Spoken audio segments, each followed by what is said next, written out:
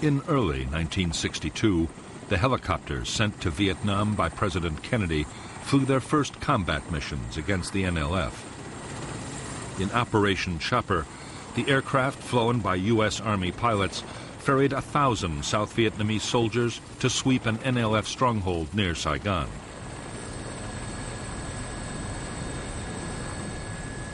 It was the beginning of a whole new phase of the conflict.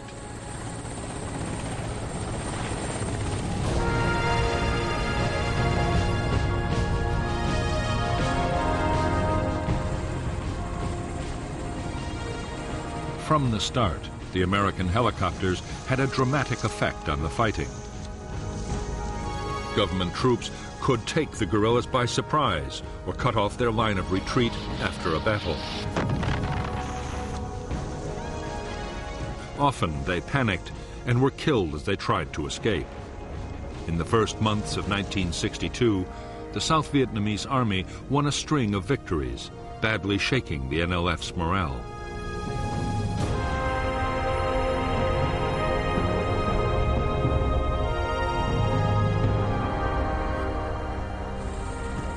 Using helicopters for offensive operations called for a whole new set of tactics.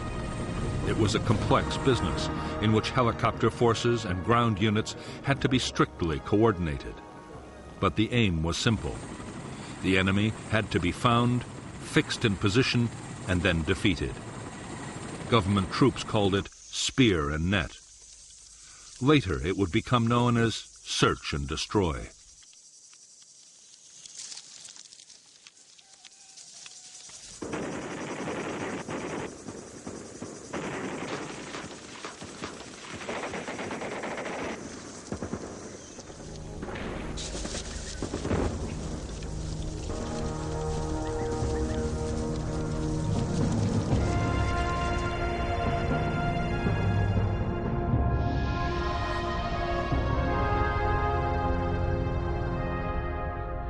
A search and destroy operation usually began with intelligence locating an NLF unit.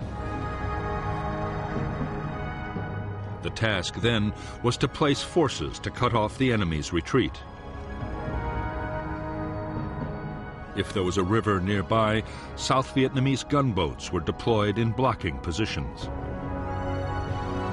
Infantry on foot and in armored personnel carriers were moved in overland. Meanwhile, American helicopters loaded up with government troops rendezvoused with their escort of ground attack aircraft. After bombing or artillery strikes, the airborne infantry landed and advanced towards the enemy, acting as the offensive spear. Trapped by the net of blocking forces, the Viet Cong would be forced to do battle and be destroyed by vastly superior firepower, or so the theory went.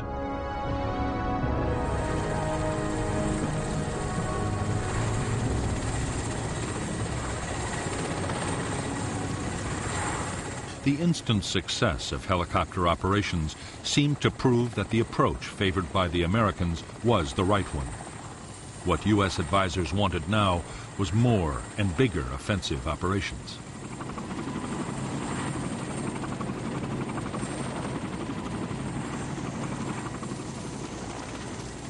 The greatest need was for more helicopters, and the Americans quickly provided them.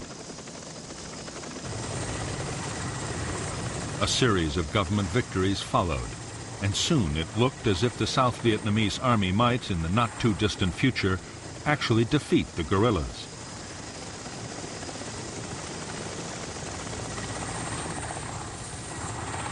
In July 1962, General Paul D. Harkins, head of the U.S. Military Assistance Command in Saigon, reported to Washington that tremendous progress was being made in South Vietnam.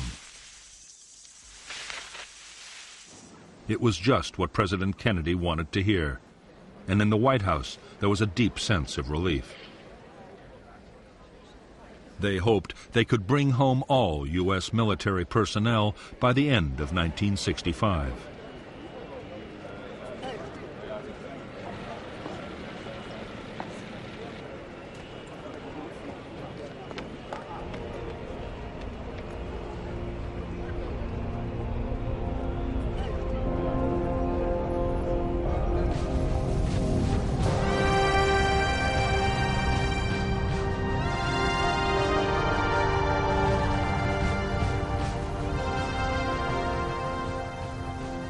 To Ho Chi Minh and the leaders of North Vietnam, the big increase in American military support for the South was deeply troubling. Did the U.S. mean to put in combat troops? Or perhaps even invade the North itself?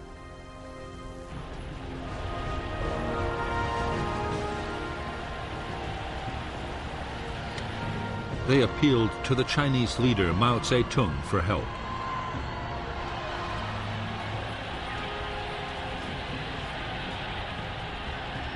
Mao was anxious to be seen as the champion of liberation movements around the world. He was also determined to counter the American strategy in Vietnam. In the summer of 1962, the Chinese leader promised Ho Chi Minh substantial support for the guerrilla war against the southern government. Right away, North Vietnam would get 90,000 extra rifles for the Viet Cong.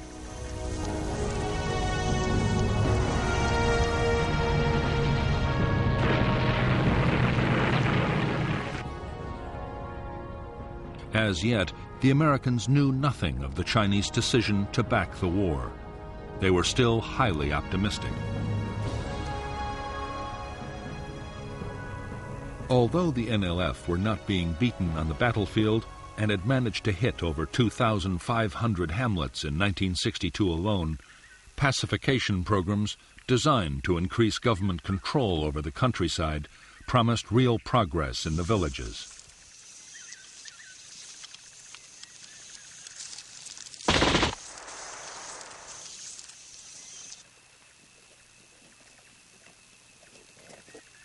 In a program coordinated by the Central Intelligence Agency, U.S. Special Forces were working with Montagnard tribal groups in the central highlands of South Vietnam. They fortified villages and trained local volunteers to fight the Viet Cong in their own areas. The tactics involved setting ambushes, heavy night patrolling, and above all, responding fast to guerrilla incidents.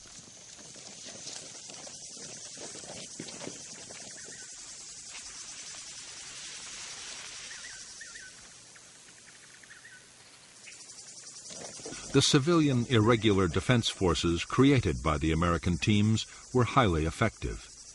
The NLF found it increasingly difficult to organize openly amongst the population.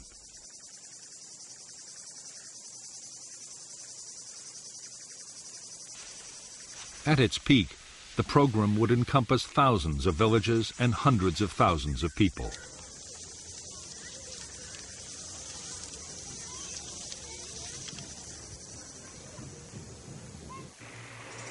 While the effort in the highlands was entirely an American initiative, further south the Saigon government had embarked on its own pacification program.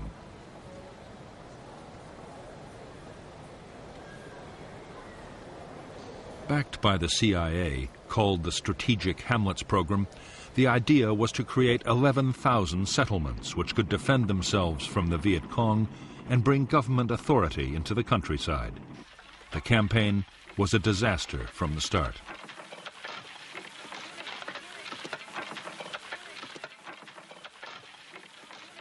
Instead of winning the voluntary cooperation of villagers, the government embarked on a crash program of forced resettlement. Families were moved, sometimes at gunpoint, from their traditional lands and the burial grounds of their ancestors. Funds promised for development were embezzled by corrupt officials.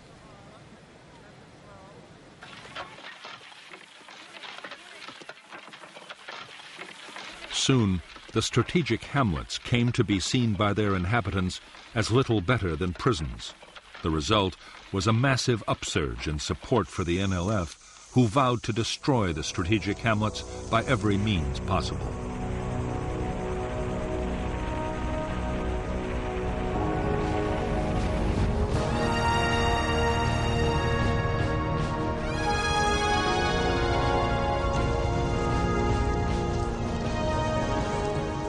From the first introduction of American helicopters into South Vietnam, NLF tacticians had worked feverishly to develop ways of dealing with the threat. They had learned to mount ambushes with heavy machine guns near the obvious landing zones.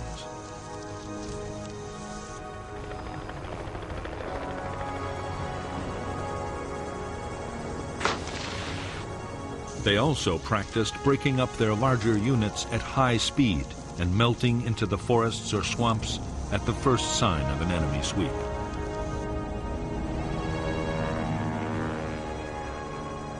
One of the biggest lessons learned by the guerrillas in 1962 was to keep their attacks short.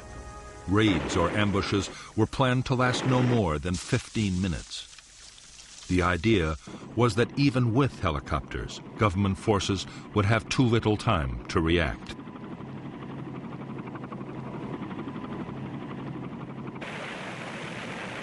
Slowly, by using their new tactics, the Viet Cong had recovered their confidence.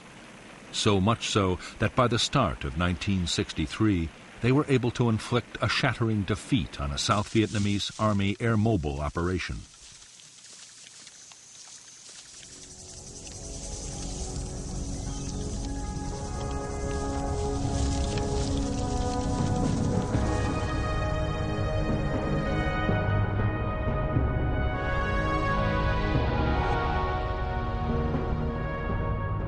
The hamlet of Ap Tan Toi in the Mekong Delta was believed by the South Vietnamese Army to be the location of a Viet Cong headquarters, a radio transmitter, and a small guerrilla force. The Army's 7th Division, with American advice, decided to attack. What they didn't know is that they were walking into a trap. The South Vietnamese Army were lured in so the NLF could for the first time test their effectiveness against militia and airborne units. The operation was launched on January 2nd, 1963.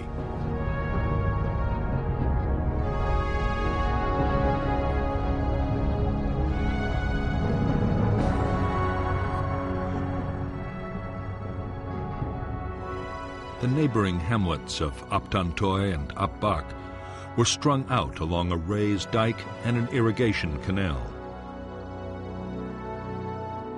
In the tree line was deployed the whole Viet Cong 514th Battalion, reinforced by local guerrillas, altogether nearly 350 men.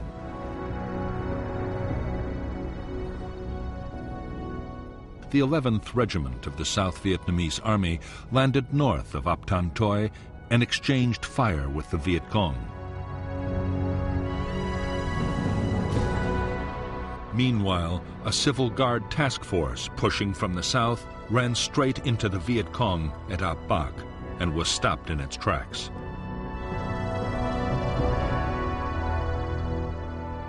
Air and artillery strikes were directed at both hamlets, but the Viet Cong were well dug in.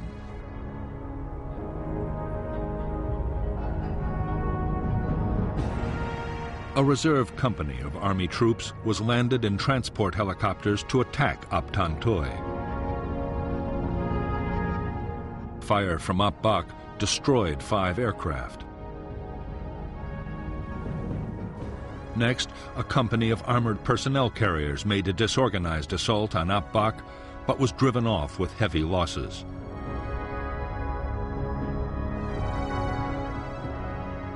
Airborne reinforcements were dropped in the wrong place by the Army commander. This allowed the Viet Cong to escape and avoided further government casualties.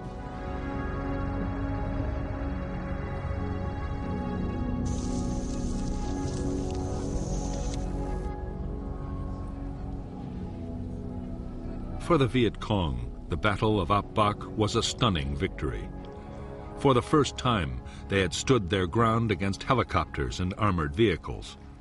Almost 400 South Vietnamese troops were killed or wounded.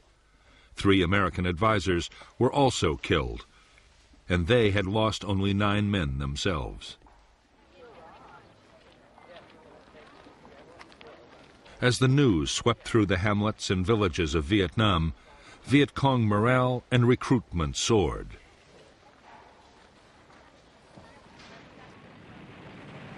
After Ap Bac, the guerrillas sharply accelerated the tempo of their operations. Attacks on strategic hamlets were launched almost every day, and hundreds were overrun. The guerrillas hit isolated government forts, tempting sources of arms and radios. Usually, they set ambushes for any army troops that might be sent to the rescue.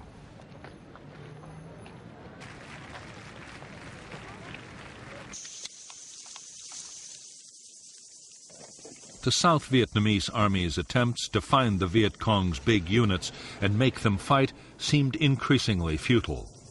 One major sweep after another failed to find the guerrillas in any numbers.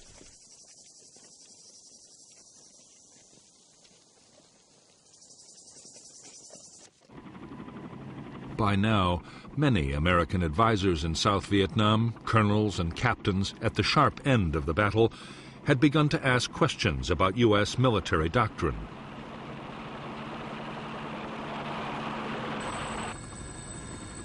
They were training the South Vietnamese to depend on big operations and very heavy firepower. As a result, large numbers of civilians were being killed, which could only increase support for the NLF. And in spite of everything, the guerrillas were usually escaping the net.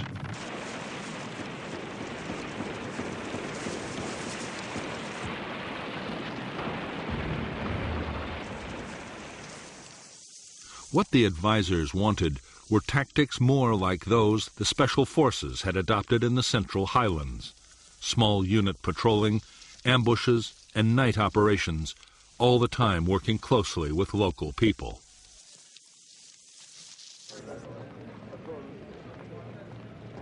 In Washington, the suggestion met with some hostility. As far as the generals were concerned, the job was to find the enemy and destroy him with as much firepower as could be mustered.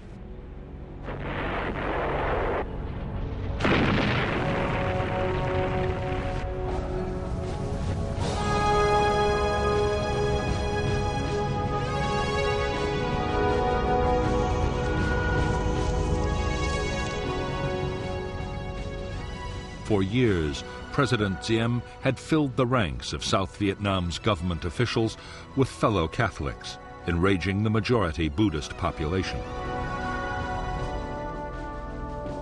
From the beginning of May 1963, there were widespread protests. Diem reacted violently. The army raided temples.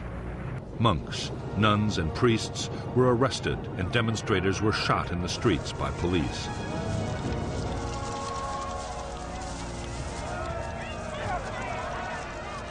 In July, students began their own mass actions in support of the Buddhist cause.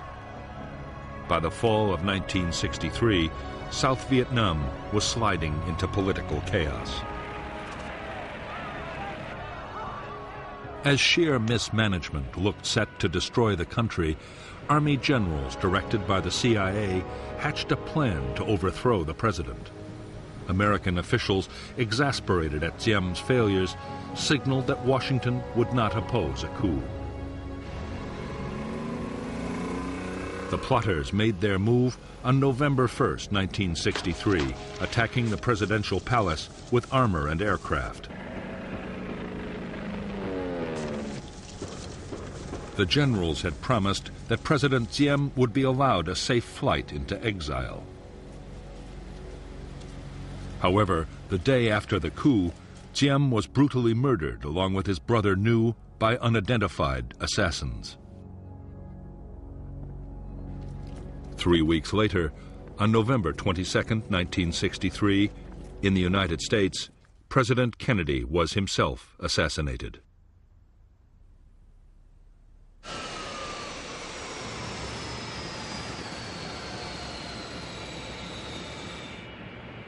Kennedy's place was taken by his Vice President Lyndon Baines Johnson. Johnson had always been wary of America's involvement with Vietnam. Now he had inherited a strong U.S. commitment to the South. Whatever his private doubts, it was a commitment he was determined to honor.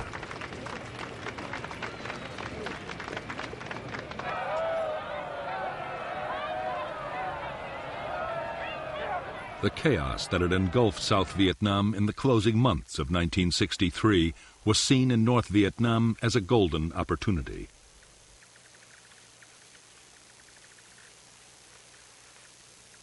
Ho Chi Minh and most of his fellow leaders saw the chance of a quick victory if the war was stepped up fast.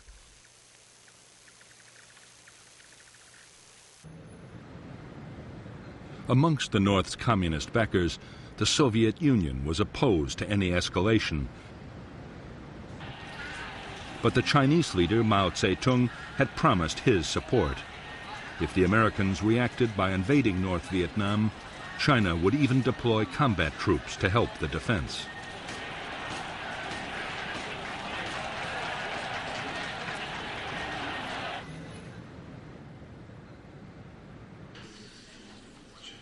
In December 1963 in Hanoi, the Central Committee of the Communist Party approved measures to intensify the war in South Vietnam.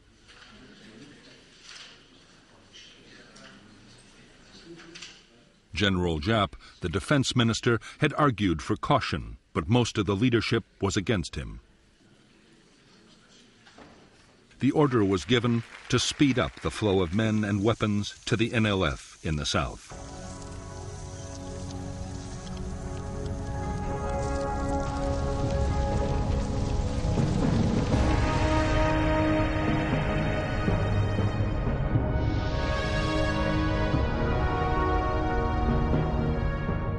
In 1959, a specialized North Vietnamese Army unit, Group 559, had been formed to create a supply route from the north to the Viet Cong in South Vietnam.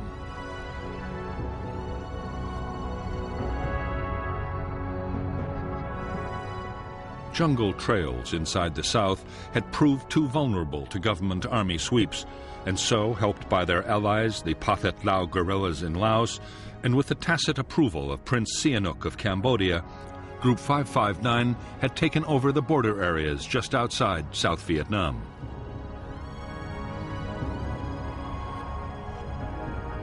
A primitive route was developed, soon known as the Ho Chi Minh Trail, with offshoots into Vietnam along its entire length. By early 1964, the trail was being transformed into a secret jungle highway with depots, air defense, and garrisons of permanent logistics troops.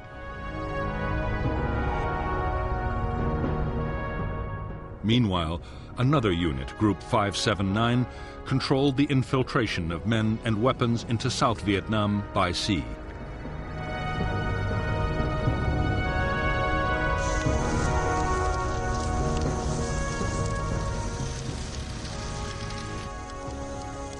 In the first months of 1964, the NLF stepped up their campaign in a concerted effort to push South Vietnam to the edge. With better equipment, leadership, and training, the NLF were now attacking in big units, up to 1,000 men at a time.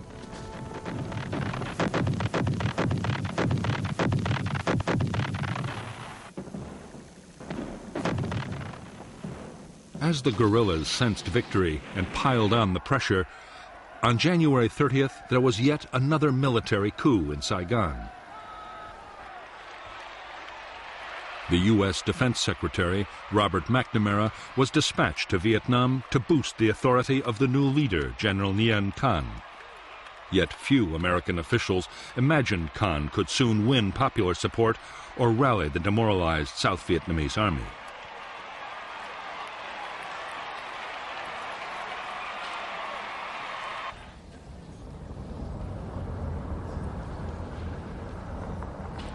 As the crisis in Vietnam deepened, the pressure on President Johnson to take strong action grew almost intolerable.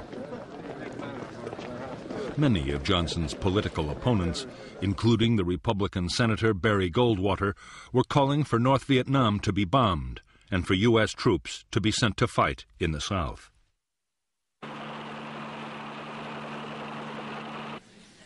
The Joint Chiefs of Staff were also insisting that decisive military action would have to be taken to pressure Hanoi.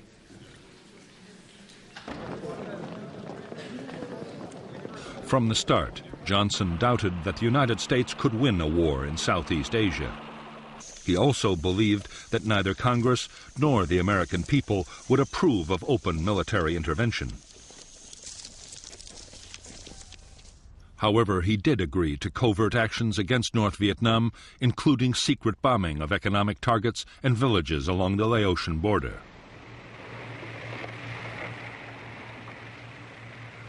With support from American warships, the South Vietnamese Navy began a series of commando raids on North Vietnamese coastal installations.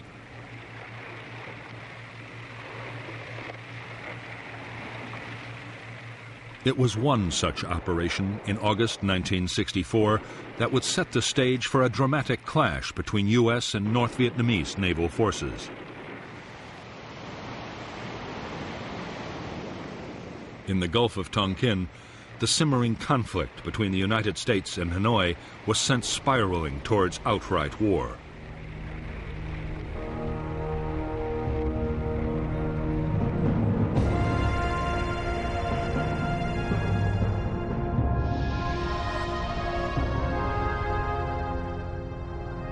On the night of 30th July 1964, South Vietnamese commandos attacked two small North Vietnamese islands in the Gulf of Tonkin. The U.S. destroyer Maddox, an electronic spy ship, was 123 miles south with orders to electronically simulate an air attack to draw North Vietnamese boats away from the commandos.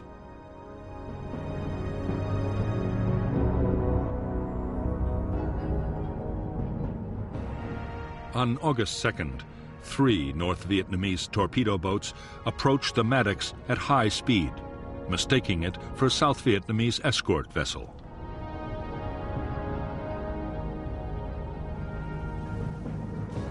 In the engagement that followed, the Maddox sank one of the craft and air support planes damaged the others.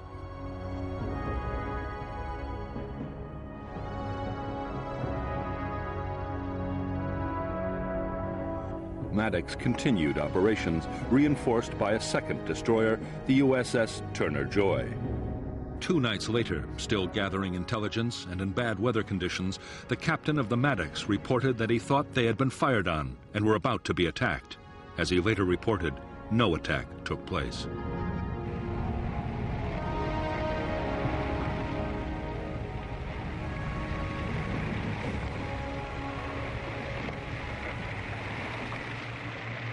The possibility that the second attack had been imagined by tense sailors in the poor weather conditions was considered and rejected in the White House.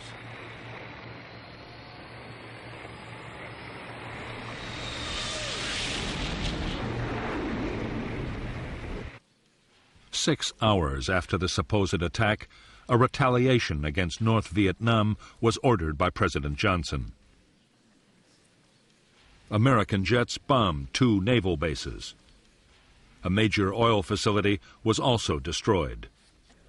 2 U.S. aircraft were lost in the raids.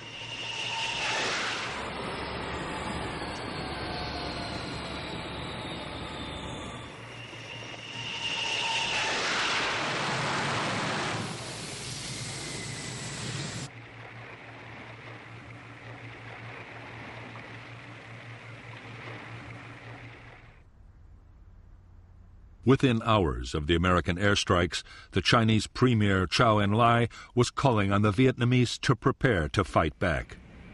Chinese air units on the Vietnam border were heavily reinforced.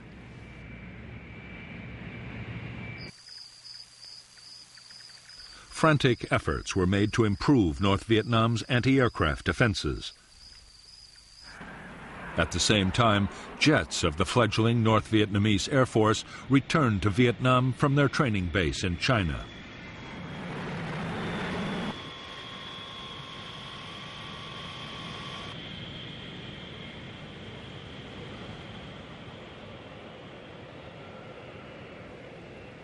The same day that North Vietnamese fighters began operations from their new home airfield, an historic step was taken in Washington. On August 7, 1964, the U.S. Congress passed the Tonkin Gulf Resolution. It gave President Johnson the freedom to take whatever actions he thought necessary to defend Southeast Asia. Johnson now had the power to use military force in Vietnam in almost any way he chose.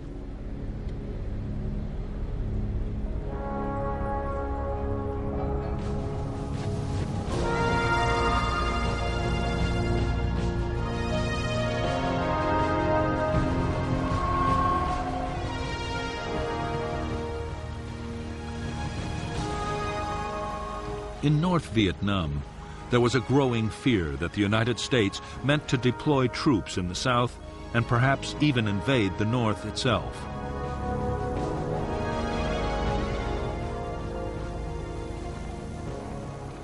The U.S. might also decide to bomb North Vietnam into the ground. Communist leaders could only hope that fear of China would make the enemy hesitate before taking any drastic steps.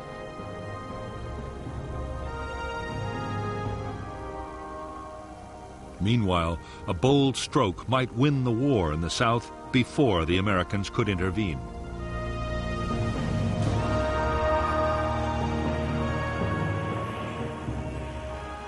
The plan was that the North Vietnamese army should be sent to fight in the South. Supplying them would be no easy task, but their well-trained and heavily armed regiments just might tip the balance. The aim was to topple the weakened South Vietnamese state within little more than a year.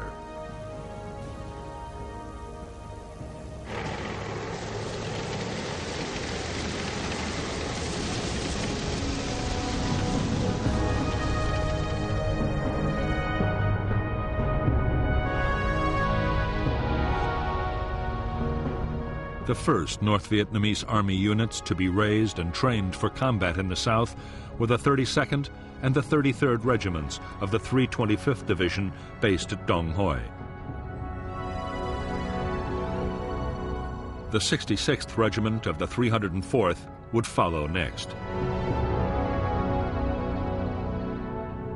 The plan was that starting in October, the troops would march for 6 weeks down the Ho Chi Minh Trail and enter South Vietnam's central highlands in early 1965.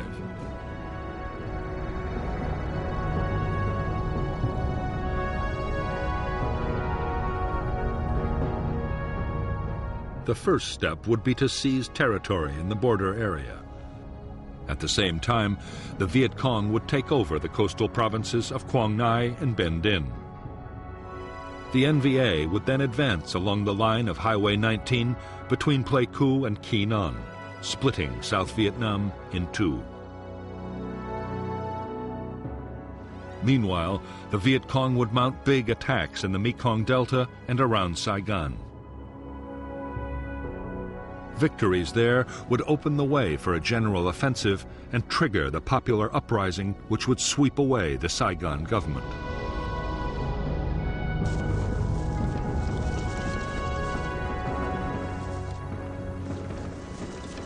While the North Vietnamese Army prepared its divisions for infiltration into the South, the NLF stepped up their campaign. One of their main aims now was to deter the United States from getting more deeply involved in the war. With the U.S. presidential election coming up, reminding Americans that intervention had a price just might pay dividends.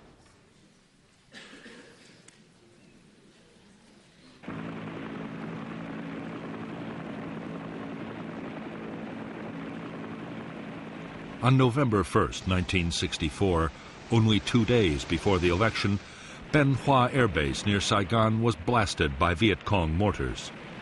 4 Americans were killed and 76 wounded. 5 B-57 bombers were destroyed and 15 damaged. Although the attack seemed a blatant provocation, President Johnson was determined not to react in a way that might endanger his election chances.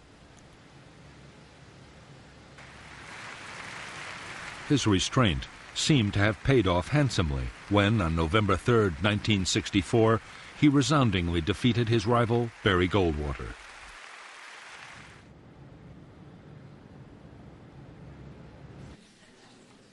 By now, Johnson's advisors feared that South Vietnam could be on the brink of collapse. From January 1st, 1965, through to February 7th, 1965, the Viet Cong mounted a series of coordinated attacks across the country. They took and held the village of Binh Gia, only 40 miles from Saigon, severely mauling government army units sent to the rescue.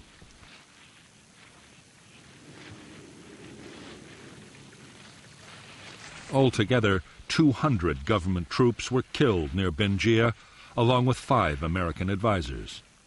The battle culminated in a devastating ambush that almost wiped out a relief column of elite South Vietnamese Army Rangers.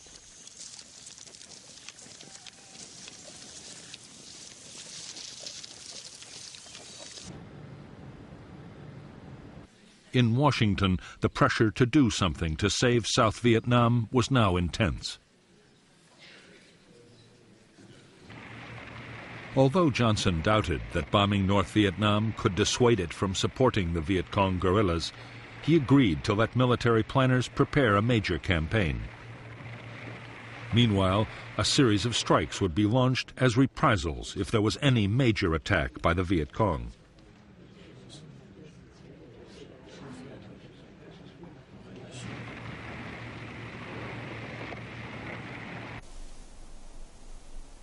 The provocation came on February 7, 1965. A U.S. helicopter base and advisory compound in the central highlands of South Vietnam was attacked by NLF commandos. 9 Americans were killed and more than 76 were wounded. Johnson ordered immediate retaliation, and U.S. Navy fighter bombers were launched to attack military targets just inside North Vietnam.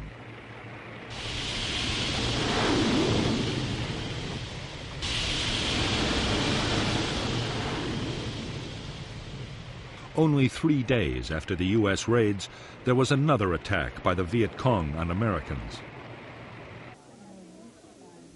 This time, it was a bomb in a hotel at Quy Nhon, which killed 23 U.S. servicemen.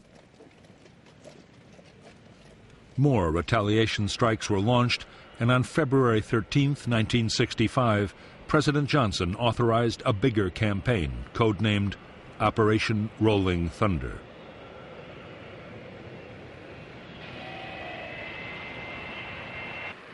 Rolling Thunder was to be a limited but long-lasting offensive.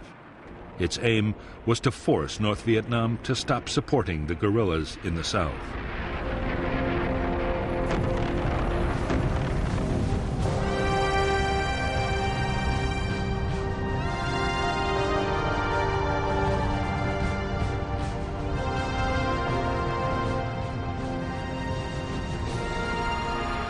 As Operation Rolling Thunder got underway, the chief of the U.S. Military Assistance Command in Saigon, General William C. Westmoreland, grew increasingly worried about the security of bases involved in the campaign.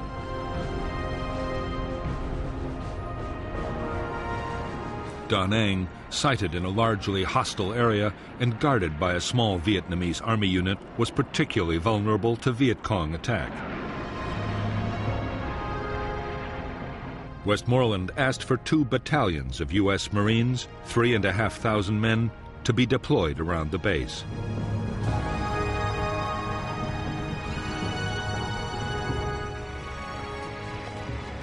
On March 8, 1965, a battalion of the 9th Marine Expeditionary Brigade went ashore at Da Nang.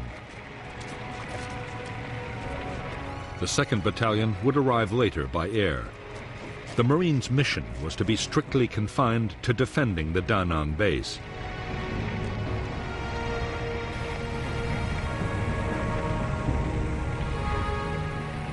However, even as the troops were landing, General Harold K. Johnson, the Army Chief of Staff, was already in Saigon to talk about much bigger deployments.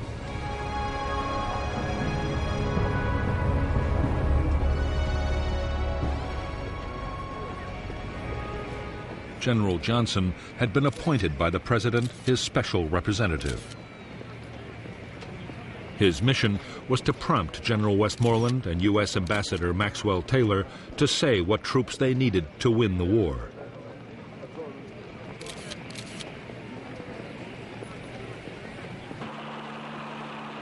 In fact, General Johnson and his fellow commanders on the Joint Chiefs of Staff already had a clear idea of the forces they wanted for Vietnam.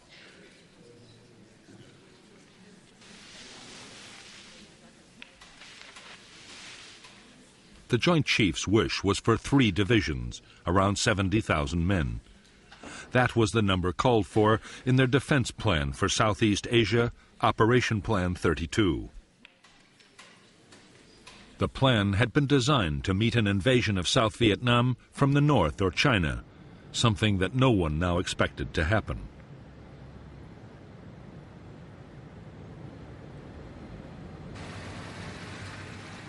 However, as part of the plan, airfields, communications, and other facilities had already been put in place.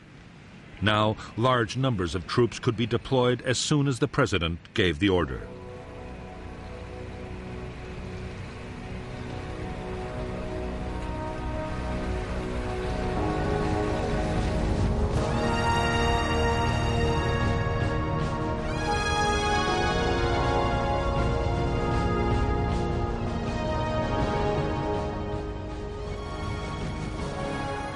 It was American public opinion that most worried President Johnson. He was determined to move slowly on sending more men to Vietnam. He agreed to another 3,000 Marines and 20,000 logistics and support troops to prepare for further deployments. But for the moment, that was as far as he would go.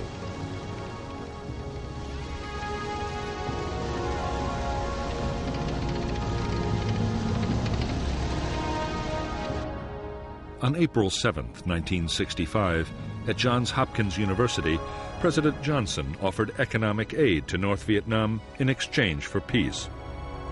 His offer was brusquely rejected by the North Vietnamese government.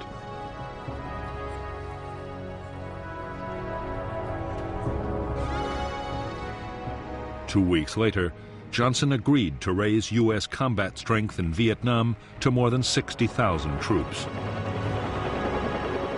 Allied forces from Korea and Australia would be added as a sign of international support.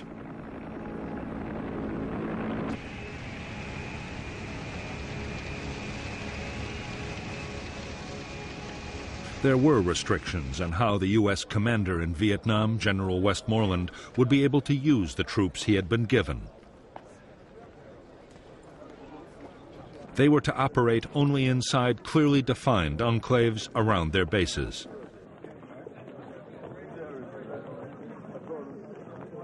To Westmoreland's dismay, all operations were to be strictly defensive.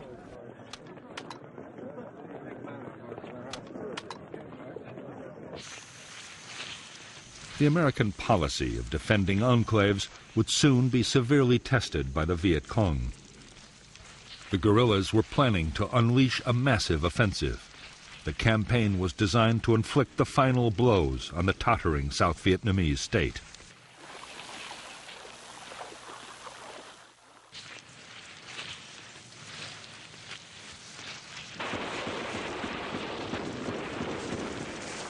The storm broke on May 11th with a full-scale assault by 2,500 Viet Cong troops on Song Bay, a provincial capital. After fierce battles in and around the town, the Viet Cong withdrew, but only after holding Song Bay for nearly 2 days.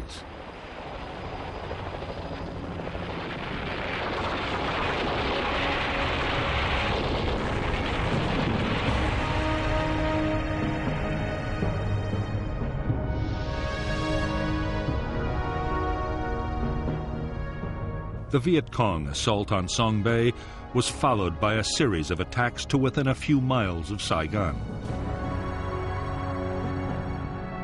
Meanwhile, in the Central Highlands, U.S. intelligence had detected all the elements of the North Vietnamese Army's 325th Division and signs that the 304th was on its way.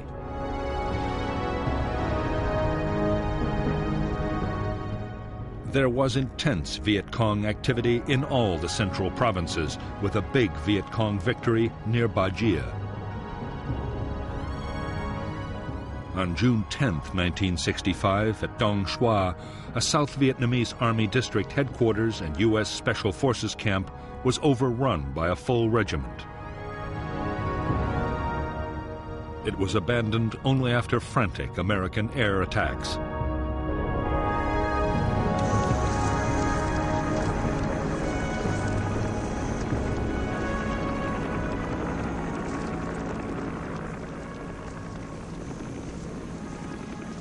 The sheer scale of the Viet Cong's new offensive had far surpassed anything that either the South Vietnamese Army or the Americans had anticipated.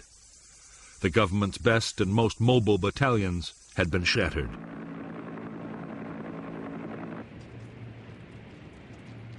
The disaster was followed by political upheaval. A faction of young military officers installed Air Vice Marshal Key as Prime Minister and General Nguyen Van Thieu as President, openly restoring military government.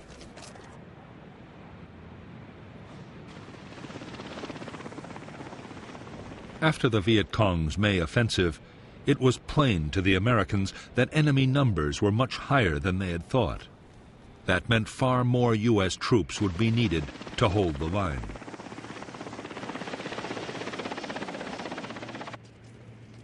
Estimates of just how many kept rising until on June 7, 1965, General Westmoreland asked Washington for 200,000 men.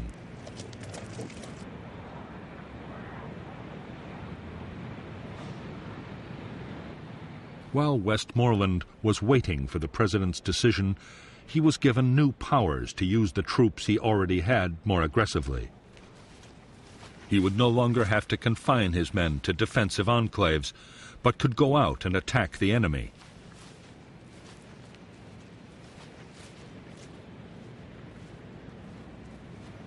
On June 27, 1965, General Westmoreland launched the first purely offensive operation by American ground forces in Vietnam. It was a sweep into NLF territory just northwest of Saigon.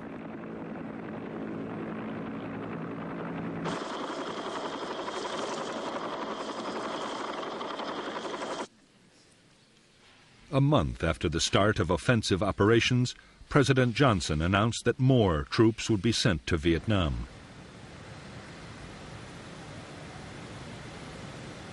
He was still playing down the scale of the commitment, but had already decided to deploy the 200,000 men he had been asked for.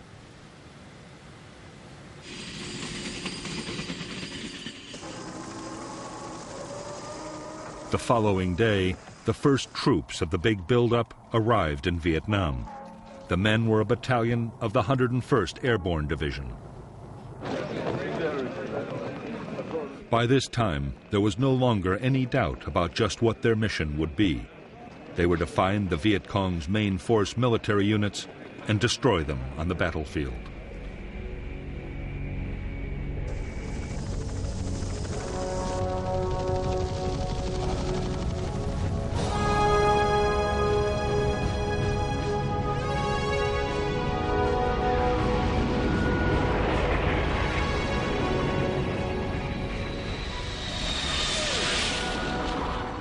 As the buildup of American forces in Vietnam went on, the chances they would be attacked grew by the day.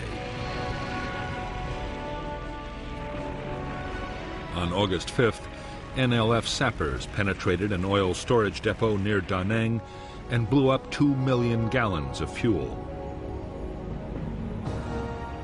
There had been sniping and mortar attacks too, but the real fear was of a large-scale infantry assault overrunning an American installation.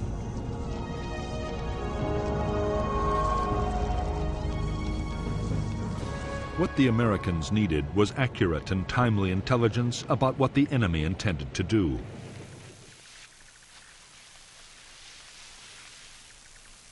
It came when a deserter from the 1st Viet Cong Regiment, a force nearly 2,000 strong, told his captors that his unit was planning to hit the Marine base at Chu Lai.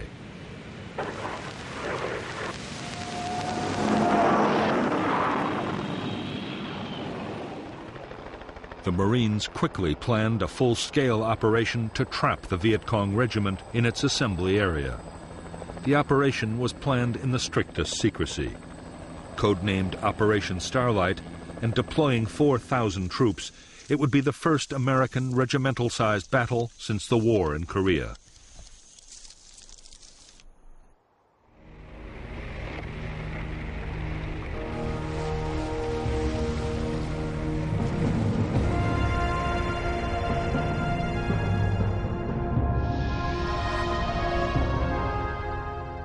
The Marine base at Chu Lai was 15 miles from the village complex of Van Tuong. Between the Tra Bong River, the elevation known as Hill 43, and the Phuoc Tuan Peninsula was a fortified Viet Cong base area. There, the 1st Viet Cong Regiment, made up of the 60th and 80th Battalions, had assembled for the attack on Chu Lai. On August 17, 1965, Company M of the 3rd Battalion, 3rd Marines, took up a blocking position on the Tra Bong River. Next morning, the rest of the battalion made an amphibious landing, while 3 more companies were inserted at landing zones Red, White, and Blue. The Marines pushed on from LZ's Red and White, but around Hill 43, near LZ Blue, the entire Viet Cong 60th Battalion was dug in, and there was a fierce battle before the hill was taken.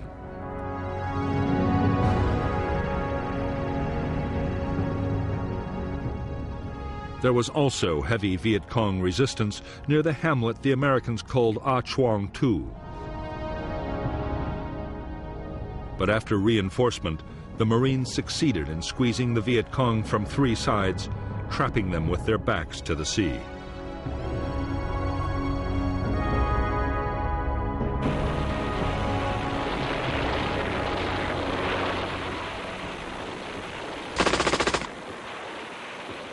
In Operation Starlight, it was the early battles that proved the heaviest. The first 2 companies in action took almost 1/3 casualties.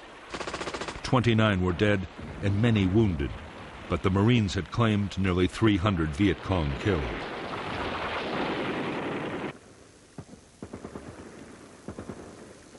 The next 5 days involved only small-scale actions. As the Marines advanced, the Viet Cong, numbed by the shattering naval, artillery, and air bombardments, fought delaying actions as they tried to disengage.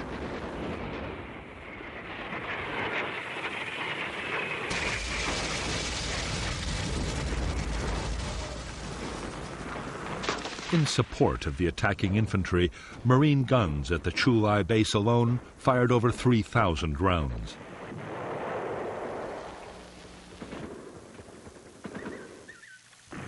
The ships fired another 1,500. Marine air support was so effective that at times aircraft were dropping their bombs within 200 feet of their own troops.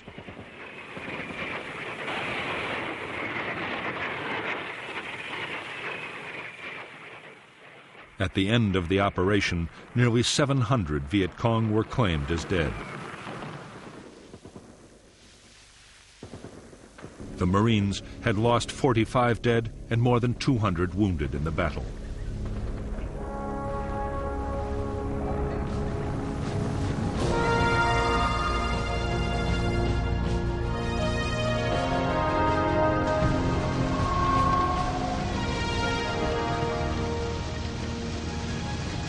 For the United States Marines, Operation Starlight had been a resounding victory.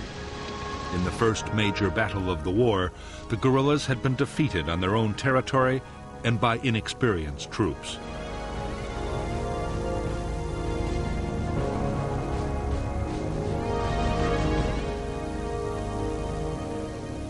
The classic U.S. military doctrine had worked exactly as it was supposed to. The enemy had been found, fixed in position, and then destroyed with massive firepower.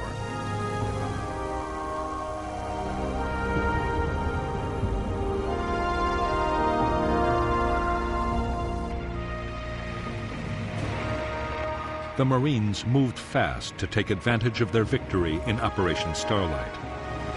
They launched a series of attacks against NLF concentrations along the coast.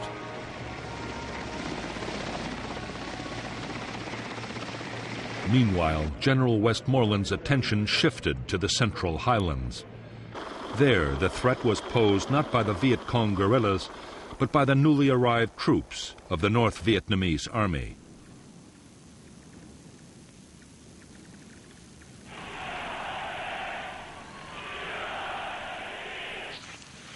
It was against these professional and highly trained regiments that the Americans would fight their next major battle.